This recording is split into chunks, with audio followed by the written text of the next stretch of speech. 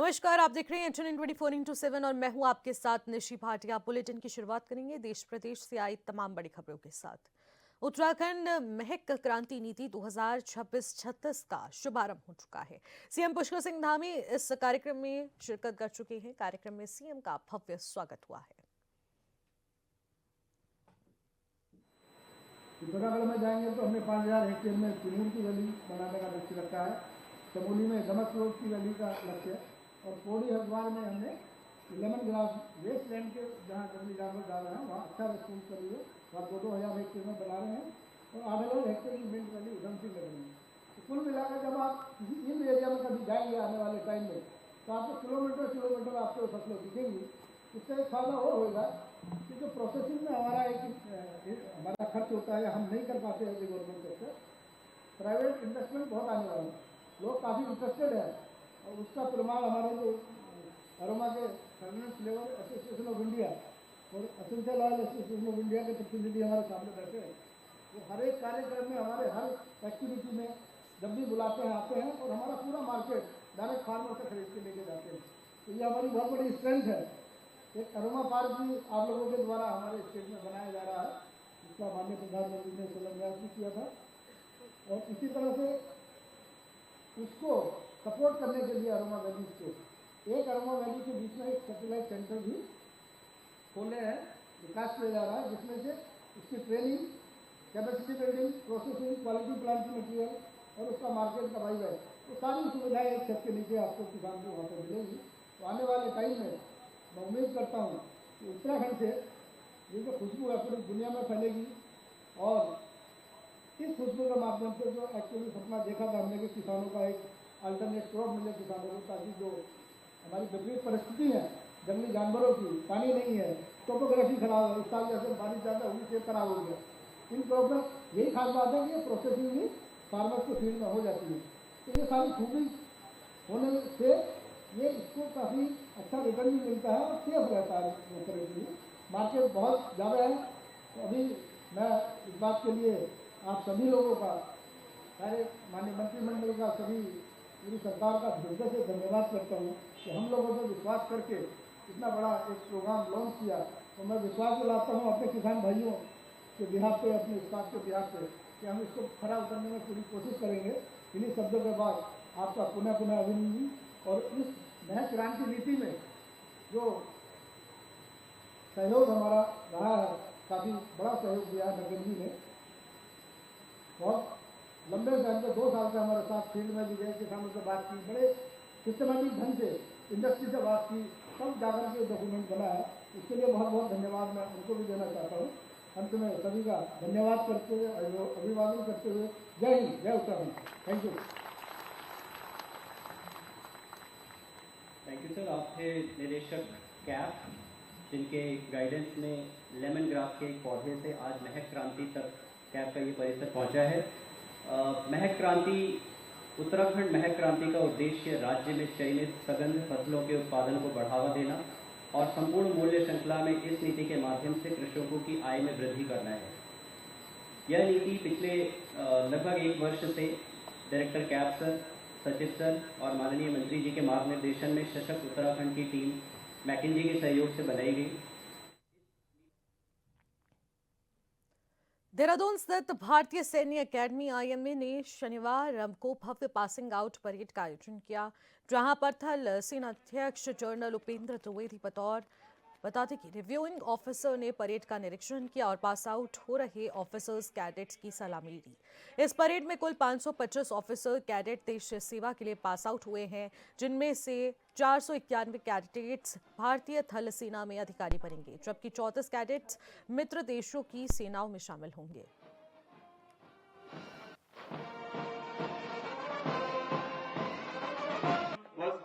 With the sword, but extended to societies, industry, and technology. Governance, military overreach, new alignments, and external influence in our area, neighborhood, has created a contested environment in which we may fight one adversary, but our resources and capabilities will still be pushed across collaborative fronts all along one reinforced front. of Sindhu was a testimony of this challenge and showcased India's resolve in countering this challenge by synchronizing diplomacy, deterrence, and decisive application of force. As modern warfare continues to evolve, the Indian Army, while majorly being actively deployed, continues to pursue its decade of transformation, seeking to modernize and adapt like never before. As young officers, you will be part of the cycle of adaptation, anticipating disruption, improving existing weapon systems, and preparing counter capabilities. You may not find answers to challenges in black and white. Rather, it could be in domain of gray. At times, total vacuum. That is even absence of orders. As a leader, your true litmus test would be at that juncture. Herein, your ability alone will not work. It will have to be preceded by attitude and adaptability. Thereafter, you may not get mentor or guide, but you will have to emerge as a mentor and role model to many. Your ability to take risks and application of creative thinking to come out with alternate or new solutions would be watched by all commanders, peers, and followers alike. In moments of crisis, your judgment, integrity, and moral fortitude will define outcomes. The men you lead shall respect you for your commitment, resolve, and dedication. I urge you to practice what I call the simplest principle of leadership.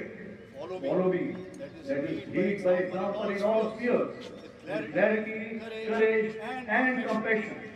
Remember, leaders eat last. With great pride, I also extend my heartiest congratulations to the 34 foreign officer cadets representing 14 foreign countries who have successfully completed the orders training and will be joining with their respective armies. The friendships and bonds that you have forged in this academy shall remain forever.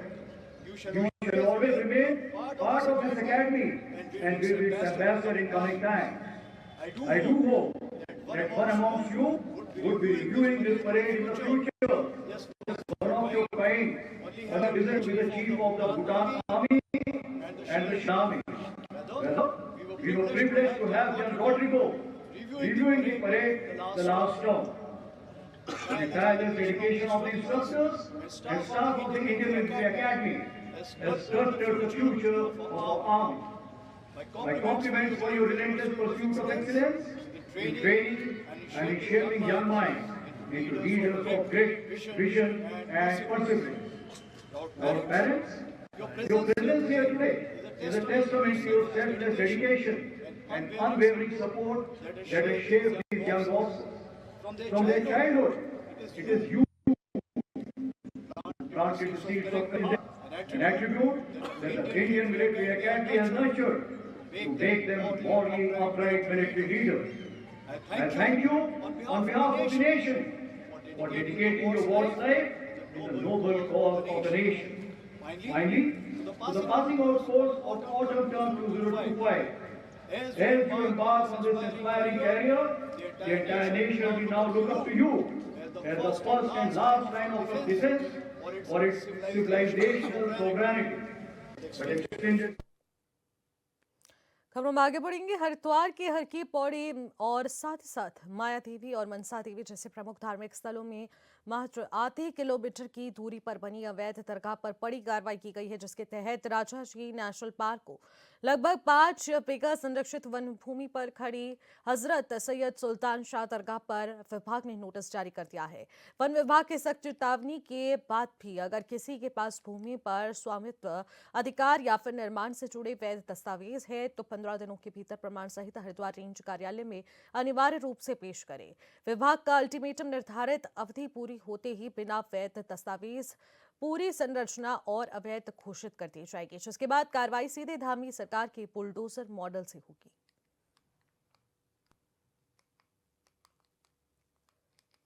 तो अवैध दरगाह पर बड़ी कार्रवाई, हजरत सैयद सुल्तान शाह दरगाह पर notice चिपका दिया गया है और 15 दिनों का समय दिया गया है, जिसमें वैध दस्तावेजों को पेश करने का यह 15 दिन का अल्टीमेटम है। और उसके बाद कहा जा रहा है कि अब धामी सरकार के बुलडोजर मॉडल के माध्यम से फिर ध्वस्तीकरण की कार्रवाई की जाएगी, इस अतिक्रमण को हटाया जाएगा। लेकिन जिस तरीके से माया देवी मनसा देवी के पास ये बनी हजरत सुल्तान दरगाह पर किस तरीके से अब प्रशासन का शिकंजा देखने को मिल रहा है, जहां पर एक तरफ अवैध दरगाह पर यह बड़ी कार्रवाई मानी जा रही है क्योंकि ये नोटिस चिपका दिया गया है और कहा जा रहा है कि जल्द से जल्द इस मामले पर अपने जो सकारात्मक दस्तावेज है उनको पेश कर दिया जाता है, वो सबूत पेश कर दिए जाते हैं तो तुरंत इसको छोड़ दिया जाएगा। लेकिन अन्यथा अगर 15 दिनों के भीतर वो नोटिस के जरिए उस जवाब को नहीं दिया गया तो उसके बाद धामी सरकार के मॉडल के जरिए ध्वस्तीकरण की कार्रवाई की जाएगी, इस अतिक्रमण को हटाया जाएगा। कहा जाता है कि ये हजरत अली की जो दरगाह है वो काफ़ी पुरानी है, लेकिन इसी बीच जब इसके दस्तावेजों की जांच करने के लिए कहा गया तो अभी भी इसके दस्तावेज पूरी तरह से पुख्ता नहीं पाए गए हैं, जिसके चलते अब प्रशासन का शिकंजा इस दरगाह पर भी देखने को मिल रहा है। और ये शिकंजा किस तरीके से बुलडोजर के पंजे के साथ ध्वस्त किया जाएगा वो भी देखने वाला विषय रहेगा, क्योंकि 15 दिन का अल्टीमेटम दिया गया है। हजरत सैयद सुल्तान दरगाह पर ये नोटिस चिपका दिया गया है। तो वहीं इसी खबर पर ज्यादा जानकारी ले लेते हैं, हमारे संवाददाता प्रवेश राय हमारे साथ इस वक्त लाइव जुड़ रहे हैं। प्रवेश, अवैध दरगाह पर बड़ी कार्रवाई देखने को मिल रही है, हजरत सैयद सुल्तान शाह दरगाह पर नोटिस चिपका दिया गया है, क्या कुछ अल्टीमेटम दिया गया है? जी निशी, मैं आपको बता दूं कि जिस तरीके से उत्तराखंड में लगातार मुख्यमंत्री पुष्कर सिंह धामी का पीला पंजा यानी कि बुलडोजर लगातार चल रहा है, इसी के तहत जो यहाँ पे हरिद्वार में ओल्ड इंडस्ट्रियल एरिया है, वहाँ पर एक जो सैयद सुल्तान दरगाह थी, वहाँ पर लगातार जो है प्रशासन संपर्क कर रहा था कि इसके कागज दिखाए जाएं, इसके कागज दिखाए जाएं। लेकिन इसको बता दें कि जो पीछे ये वन विभाग की जमीन थी और इसमें पीछे काफी लंबे समय से कोर्ट में केस भी चल रहा था। कोर्ट में केस चलने के बाद जिस तरीके से मामला दोबारा से उजागर हुआ, कोर्ट में केस जो है वन विभाग कई बार जीत चुका था, लेकिन ये लोग अपनी दबंगई के द्वारा यानी कि ये कहें कि जो वन विभाग के कर्मी थे उन लोगों को परेशान करते थे और लगातार इस तरीके का मामला जब सामने आने लगा, जब हरिद्वार जिलाधिकारी मयूर दीक्षित ने इस पर त्वरित कार्यवाही करते हुए जिस तरीके से देखा, उन्होंने कई बार कहा कि जो यहाँ के प्रमाणित कागज हैं वो कागज यहाँ पर ऑफिस में लाएं और दिखाएं, अन्यथा यहाँ पे नोटिस चस्पा किया जाएगा। लेकिन इस तरीके किसी ने भी कोई कारण कागज नहीं दिखाया, जिसके बाद वहाँ पे 15 दिनों के लिए नोटिस दिया गया है। अब देखा जाएगा कि 15 दिनों के अंदर कोई वैध कागज आते हैं या किस तरीके की आगे की कार्यवाही रहेगी। लेकिन आपको बता दें कि ये जो मजार की आड़ में लगभग वहां पर लगभग 4 से 5 बीघे की जो भूमि है उस पर कब्जा कर लिया गया था पहले और वहां पे यही कमी नहीं है, सबसे बड़ी बात ये भी है कि अवैध भूमि पर कब्जा करने के बाद वहां पर अवैध तरीके से मीटर भी लगा हुआ है जिसकी बिजली सुचारू है। ये तो गलत ये भी एक बड़ी नाकामी देखने को मिलेगी। किस तरीके से जब यहाँ पर एक एसडीओ जो वहाँ के हैं हरिद्वार एसडीओ हरिद्वार, वहां से भी अगर अवैध भूमि थी, अवैध कब्जा था, तो वहां पर मीटर की किस तरीके से लगा दिया गया। वहां पर इतना आपको बता दें कि जिस तरीके से वहां पर कब्जा देखा गया लगभग 4 से 5 बीघे का कब्जा, यानी कि जिस तरीके से एक छोटा सा कमरे में मजार बनाने के बाद वहां पे लगभग 4 से 5 बीघे का जो कब्जा किया गया है। अब उसमें 15 दिन की नोटिस दिया गया। अब देखना होगा कि आने वाले 15 दिनों के अंदर ये नोटिस। बिल्कुल जिस तरीके से प्रवेश आप बता रहे हैं, क्योंकि पहले भी ये कोर्ट में मामला उठाया गया था तो उस वक्त भी जो जरूरी दस्तावेज थे वो पेश नहीं किए गए और उसके बाद अब फिर से 15 दिन का अल्टीमेटम दिया जा रहा है, अपने दस्तावेज पर पेश करने का कुछ और समय दिया गया है। क्या लगता है कि अभी भी वो वैध दस्तावेज लाए जाएंगे या फिर किस तरीके से धामी मॉडल के जरिए इस अतिक्रमण को ध्वस्त किया जाएगा? ये कहना गलत नहीं होगा, अगर ये वैध इसके कागज होते तो कहीं ना कहीं पहले ही दिखा दिए गए होते और ये नोटिस की कार्यवाही जो है ना हुई होती। लेकिन अगर नोटिस की कार्यवाही तक अगर प्रक्रिया पहुंची है तो कहीं ना कहीं सबसे बड़ी बात यही रही होगी कि इन लोगों के पास वैध कागज नहीं है। और फिर भी अगर अल्टीमेटम दिया गया है कि अगर 15 दिन के अंदर आप लोगों के पास किसी के पास कोई भी किसी तरीके का कागज है तो ला करके जो जिलाधिकारी मयूर दीक्षित है उनके कार्यालय में दिखाया जाए, उसके बाद जो है आगे का संज्ञान लिया जाएगा। लेकिन अगर इन लोगों के पास कागज होते तो इस तरीके की कोई भी कार्यवाही ना होती। अब देखना होगा कि आने वाले समय में किसी तरीके का कोई कागज लेकर आएंगे या कहीं से कुछ भी इस तरीके का कोई भी कागज लेकर आएंगे या क्या करेंगे, अब ये तो आने वाला वक्त ही बताएगा। अब देखना होगा कि आने वाले 15 दिन और ये भी देखने वाला विषय रहेगा कि वन विभाग की भूमि में आखिरकार किस तरीके से जो अतिक्रमण हुआ है और इस दरगाह के माध्यम से उस अतिक्रमण को किया गया है, कब तक ये अपने वैध दस्तावेजों को पेश कर पाएंगे या फिर अतिक्रमण पर जो धामी सरकार के मॉडल के जरिए कार्रवाई होती है वो इस दरगाह पर की जाएगी, वो देखने वाला विषय रहेगा। लगातार नजर बनाए रखिएगा प्रवेश इस खबर पर। बहुत बहुत शुक्रिया तमाम जानकारी के लिए। खबरों में आगे बढ़ेंगे। रांची एयरपोर्ट पर हार्ड लैंडिंग की वजह से 56 यात्री पाल पाल बची हैं। हार्ड लैंडिंग की वजह से इंडिगो के विमान का पिछला हिस्सा जमीन से टकराया और क्षतिग्रस्त हो गया। हालांकि पायलट की सतर्कता और सूझबूझ से विमान में बैठे 56 यात्रियों की जान माल का कोई नुकसान नहीं हुआ है।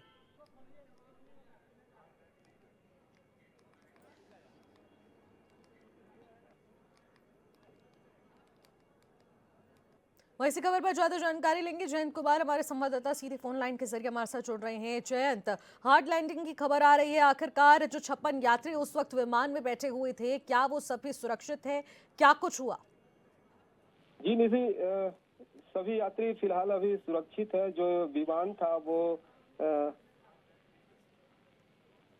विमान था वो भुवनेश्वर से रांची आने वाली थी और इस बीच जो रांची में लैंडिंग हुई है, लैंडिंग के दौरान जो दुर्घटना, जो प्लेन का है पिछला हिस्सा, प्लेन का पिछला हिस्सा जो क्षतिग्रस्त हुआ है, जिसके कारण जो यात्रियों को खैर नुकसान तो नहीं हुई।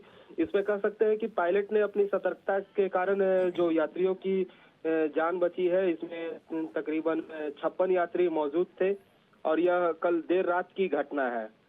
प्लेन पहुंचने का जो समय था वो 7:55 था, लेकिन जो 9 बजे की फ्लाइट पहुंची है और फ्लाइट के कारण जो हार्ड लैंडिंग किया गया, हार्ड लैंडिंग के कारण जो पिछला हिस्सा है वो पिछला हिस्सा थोड़ा क्षतिग्रस्त था, जिसके कारण प्लेन को नुकसान हुआ। यह प्लेन इंडिगो का था। देखा जाए तो इंडिगो तो इन दिनों काफी चर्चा में है। पिछला जो लैंडिंग न होने के कारण यात्री परेशान थे, अब लैंडिंग धीरे धीरे रास्ते पे आ रही है, तो यह बड़ी दुर्घटना होते होते बची है। जी बिल्कुल जयंत, इस खबर पर नजर बनाए रखिएगा। बहुत बहुत शुक्रिया फिलहाल तमाम जानकारी के लिए। खबरों में आगे बढ़ेंगे। रांची के सदर थाना क्षेत्र में 50 लाख रुपए के गहनों की छिनैती का पुलिस ने पर्दाफाश कर लिया है। सूचना के आधार पर पुलिस ने बिहार के कटिहार जिला स्थित एक व्यक्ति के घर पर तपिश देते हुए घर की तलाशी ली। इस दौरान घटना में लूटे गए सभी जेवरात बरामद कर लिए गए। हालांकि आरोपियों की गिरफ्तारी के लिए पुलिस की तलाशी जारी है।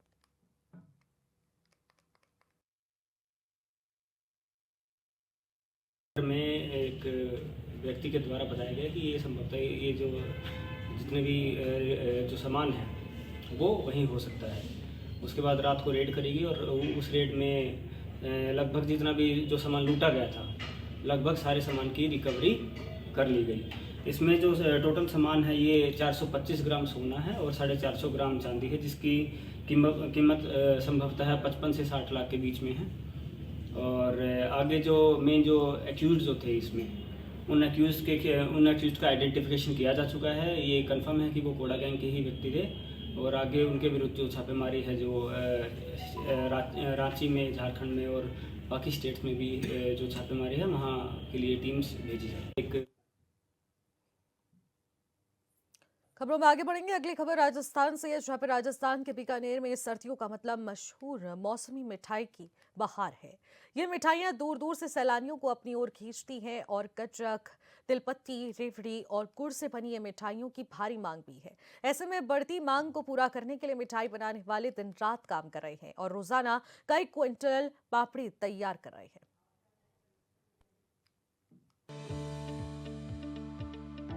राजस्थान के बीकानेर में सर्दियों का मतलब है मशहूर मौसमी मिठाइयों की बहार। ये मिठाइयाँ दूर दूर से सैलानियों को अपनी ओर खींचती हैं। यहाँ गजक, तिलपत्ती, रेवड़ी और गुड़ से बनी मिठाइयों की भारी मांग है। बढ़ती मांग को पूरा करने के लिए मिठाई बनाने वाले दिन रात काम कर रहे हैं। रोजाना कई क्विंटल पापड़ी तैयार हो रही है। मूंगफली गजक हो, तिल का लड्डू हो, रोल गजक हो या दूसरी मिठाई, गुणवत्ता और स्वाद के मानकों को पूरा करते हुए हर मिठाई सावधानी से बनाई जाती है। गुड़ तिल की गजक बनाते हैं और गुड़ तिल की पापड़ी बनाते हैं और ये पापड़ी सब जाती है बाहर और डिमांड बहुत होती है। डिमांड बनाने जितनी बिक जाती है। इसको बनाते हैं वो तिल गुड़ से, मूंगफली से। सर्दी में बहुत डिमांड रहती है, नहीं करता। रोज की हम 2 कुंटल तक पापड़ी बनाते हैं, 2-3 कुंटल की। वो सारी से बिक जाती है। हाँ, बहुत अच्छी सर्दी में बहुत विशेष कर चलती है ये पापड़ी। बहुत मांग रही थी हमारे कम में 2-3 महीना सीजन चल रहा है। दिवाली से संक्रांति का सीजन है। अच्छे तरीके से बढ़िया माल बनाते हैं। बीकानेर की मिठाइयाँ सिर्फ यहीं के लोगों की पसंदीदा नहीं, उनकी पहुँच देश भर के कस्बों और गांवों तक है। बीकानेर संभाग के 100 किलोमीटर तक हर गांव चकगानी में बीकानेर का माल जाता है और प्रवासी राजस्थानी और प्रवासी मारवाड़ी पूरे हिंदुस्तान में इसकी डिमांड करते हैं और सब जगह ये माल इजी उपलब्धता में और हमारी तरफ से उपलब्ध करवाया जाता है। वहाँ के स्थानीय दुकानदार, वहाँ के स्थानीय निवासियों को ये सुलभता से माल उपलब्ध करवाते हैं। सर्दियों में मिठाइयों के शौकीन दूर दूर से बीकानेर पहुँचते हैं। खासकर यहाँ की रेवड़ी, गजक और तिल पापड़ी जैसी मिठाइयाँ काफी लोकप्रिय हैं। अरे ये सर्दी का मेवा है सर, एक बार इसी को खा लेना तो बार बार समझ लीजिए सर्दी के अंदर तो रहा ही नहीं जाता। इसलिए मैं दिल्ली से यहाँ पे आया हूँ सर। मैं लेके जा रहा हूँ सर, एक तो गोटा पापड़ी है, एक तिल पापड़ी है और एक गजक है और रेवड़ी है। रेवड़ी तो रेवाड़ी की रेवड़ी से भी बहुत बेटर रेवड़ी है ये बीकानेर की। अरे बीकानेर की सबसे फेमस चीज है ये। बीकानेर के मीठे पकवान त्योहारों का अभिन्न अंग है। सर्दियां इन मीठे जायके का लुत्फ उठाने का शानदार मौका है।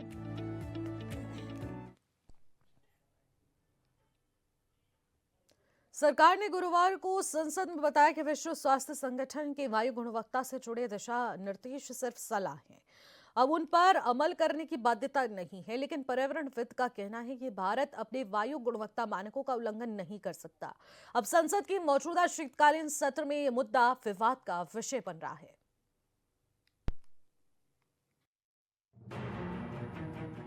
सरकार ने गुरुवार को संसद में बताया कि विश्व स्वास्थ्य संगठन के वायु गुणवत्ता से जुड़े दिशा निर्देश सिर्फ सलाह हैं, उन पर अमल करने की बाध्यता नहीं है।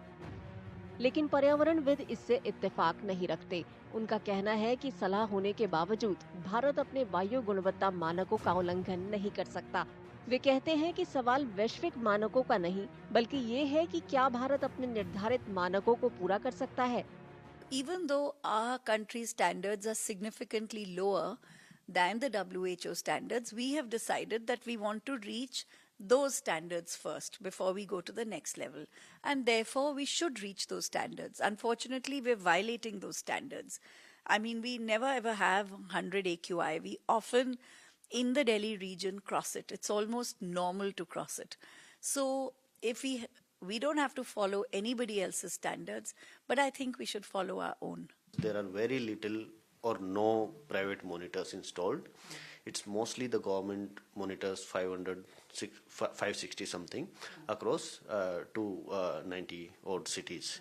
And data from those is collected by CPCB, and that data is synthesized by the global rankings in terms of putting it against the other global cities. And that because of that point, saying that the global rankings are not done by Indian institutions or the government is true, but they don't reflect any wrong data. It is the government data, and whatever those rankings say is right. The pollution levels in Indian cities is way higher than anywhere in other global cities. जानकारों के मुताबिक बेशक WHO के दिशा निर्देशों का कानूनी महत्व ना हो, भारत के पास अपने वायु गुणवत्ता सूचकांक को मजबूत करने की जिम्मेदारी और क्षमता दोनों है।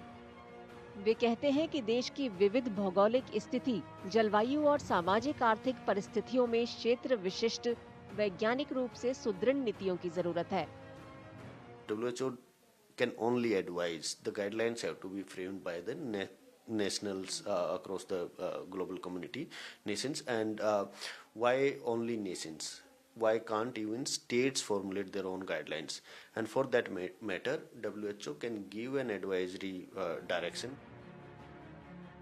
संसद के मौजूदा शीतकालीन सत्र में ये मुद्दा विवाद का विषय बन गया है। विपक्षी सांसद कई शहरों में बढ़ते प्रदूषण स्तर का हवाला देते हुए सरकार पर AQI मापदंडों की समीक्षा करने और उन्हें अंतर्राष्ट्रीय मानकों के अनुरूप ढालने का दबाव डाल रहे हैं। Most of our cities, major cities, are living under a blanket of poisonous air. Millions of children are getting lung disease. Their future is being destroyed. People are getting cancer. Older people are struggling to breathe. Everybody in this house would agree that air pollution, the damage it is doing to our people, is something that we would like to cooperate on. I think it's important that the government develops a plan for how to get rid of air pollution in our cities.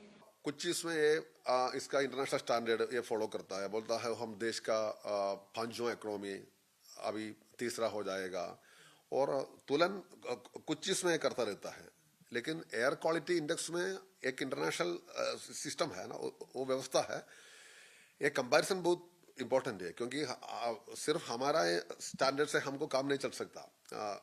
तुलन कैसा करेगा New York से और Beijing से? कुछ साल पहले Beijing शहर बहुत बुरा था हवा की क्वालिटी के बारे में, लेकिन अभी ठीक हो गया। तो इंटरनेशनल स्टैंडर्ड और इंटरनेशनल जो टेक्नोलॉजी है ना, इसका सारा यूज करना चाहिए, बिना ये सोल्व करना मुश्किल है। शुक्रवार को भी दिल्ली स्मॉग की घनी चादर में लिपटी रही। वायु गुणवत्ता सूचकांक 332 पर पहुंच गया, जो बहुत खराब श्रेणी में आता है। साफ है कि मौजूदा मानकों को सख्ती से लागू करने की तत्काल जरूरत है।